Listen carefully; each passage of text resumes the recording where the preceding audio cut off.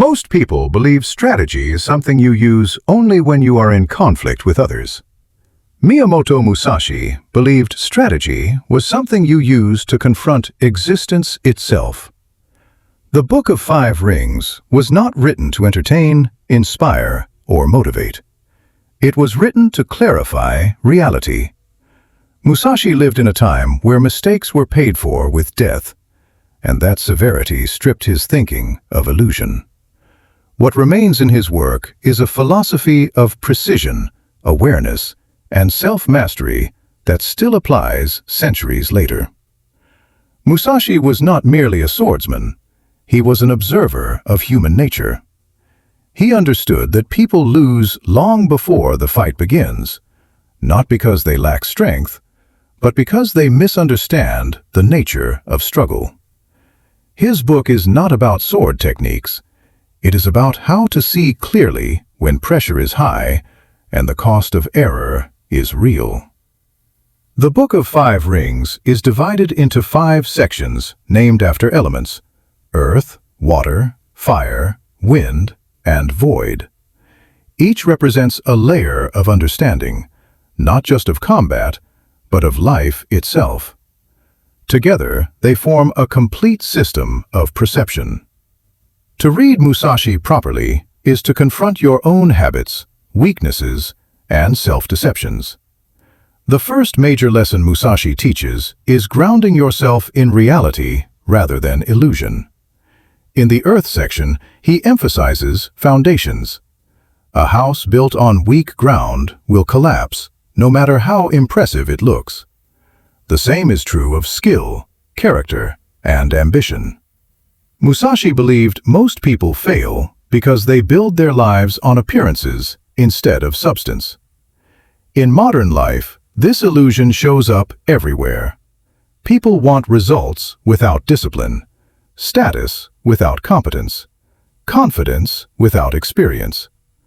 Musashi warns that surface-level success is unstable. When pressure increases, what is fake breaks first. Only what is grounded survives. Applying this lesson personally means asking uncomfortable questions. Are your skills real or rehearsed? Are your beliefs tested or inherited? Are your habits producing strength or comfort? Musashi would argue that clarity begins when you stop lying to yourself about what you are building. The second lesson centers on adaptability. In the water section, Musashi explains that water takes the shape of its container without losing its nature. Strategy must be flexible. Rigidity is death. A person who clings too tightly to one method becomes predictable, and predictability invites defeat. Most people confuse discipline with rigidity. Musashi makes a clear distinction. Discipline is commitment to principles, not attachment to methods. Life changes constantly. Those who cannot adapt mentally become brittle under pressure. In personal life, adaptability means knowing when to hold your ground and when to change course. It means not tying your identity to a single role, outcome, or belief. People who suffer the most are often those who cannot let go of who they used to be. Musashi believed true mastery is invisible. It does not announce itself. It flows naturally from awareness. The third lesson focuses on decisive action. In the fire section, Musashi discusses engagement. Fire represents intensity, momentum, and execution. Knowledge without action is useless. Hesitation, even when disguised as caution, creates openings for failure. Musashi did not admire reckless aggression, but he despised indecision. Once the moment to act arrives, doubt becomes your enemy. Many people lose not because they act wrongly, but because they act too late. In everyday life, this lesson applies to choices we avoid making. Ending relationships that drain us. Starting work we feel unprepared for. Speaking truth when silence feels safer. Musashi teaches that clarity without courage is meaningless. Fire must be controlled, not suppressed. Suppressed intensity turns inward and becomes anxiety or resentment. Directed intensity becomes momentum. Musashi believed that when action is necessary, it must be full, clean, and without apology. The fourth lesson comes from observing others. In the wind section, Musashi studies other schools and styles. He does this not to imitate them, but to understand their weaknesses. He warns against blind loyalty to tradition and identity. People often cling to systems not because they work, but because they are familiar. Musashi saw this as a form of laziness. To grow, you must be willing to question what you were taught.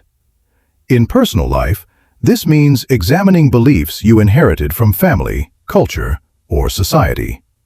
Not everything handed down is useful. Some ideas protect you, others limit you. Wisdom requires discernment, not obedience. Musashi did not reject other perspectives. He studied them deeply, but he refused to be owned by them.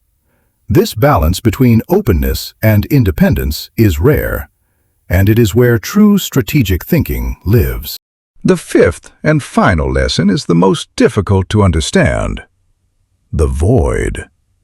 Musashi describes it as that which cannot be seen, yet governs all things. The void is intuition born from mastery. It is action without conscious effort. The void cannot be reached through shortcuts. It emerges only after years of discipline, failure, and refinement. When technique dissolves, awareness remains. When ego fades, perception sharpens. In modern terms, the void is flow. It is presence. It is the ability to respond without panic, attachment, or overthinking. Most people live entirely outside the void because they are consumed by noise, distraction, and self-image. Applying this lesson personally means learning to be still, to observe before reacting, to act without needing validation. Musashi believed the highest level of mastery feels empty because nothing unnecessary remains.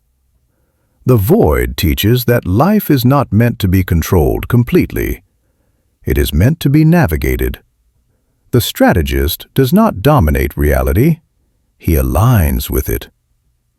Taken together, the Book of Five Rings is not a book about combat, but about responsibility.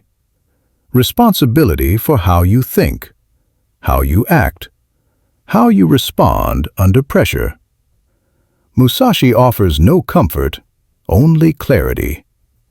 This book does not promise happiness. It promises competence. And competence is what produces confidence, resilience, and quiet power. Musashi's philosophy demands honesty. It strips away excuses. It reveals where you are weak, not to shame you, but to show you where work must be done. In a world obsessed with speed and shortcuts, the Book of Five Rings reminds us that mastery is slow, unforgiving, and deeply personal. Those willing to walk that path gain something rare, not domination over others, but command over themselves. And that, Musashi would argue, is the only victory that truly matters.